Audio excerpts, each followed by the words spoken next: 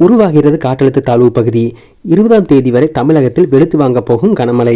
அரபிக்கடலில் வரும் 22ஆம் தேதி புதிய காற்றழுத்த தாழ்வு பகுதி உருவாகக்கூடும் என்று இந்திய வானிலை ஆய்வு மையம் தகவல் தெரிவித்துள்ளது.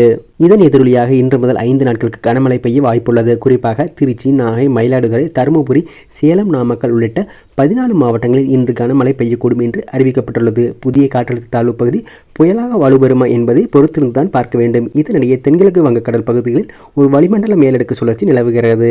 இதன் காரணமாக இன்று முதல் வருகின்ற 23ஆம் தேதி வரை தமிழகத்தில் ஒரு சில இடங்களிலும், புதுவை மற்றும் காரைக்கால் பகுதிகளிலும் இடி மின்னல் மற்றும் பலத்த காற்றுடன் கூடிய 40 முதல் 50 கிலோமீட்டர் வேகத்தில் லேசானது முதல் மிதமானது மழை வரை பெய்யக்கூடும் என்று சென்னை வானிலை ஆய்வு மையம் தெரிவித்துள்ளது.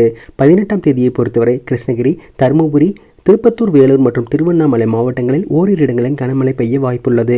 19ஆம் தேதி கோயம்புத்தூர் மாவட்டத்தின் மலைப்பகுதிகள், நீலகிரி, ஈரோடு, தருமபுரி, சேலம், நாமக்கல், கள்ளக்குறிச்சி மற்றும் திருச்சி மாவட்டங்களில் ஓரிரு இடங்களிலும் கனமழை பெய்ய வாய்ப்புள்ளது. 20ஆம் தேதி கோயம்புத்தூர் மாவட்டத்தின் மலைப்பகுதிகள் மற்றும் நீலகிரி மாவட்டத்தின் ஓரிரு இடங்களிலும் கனமழை பெய்ய வாய்ப்பு உள்ளதாக சென்னை வானிலை ஆய்வு மையம் தெரிவித்துள்ளது.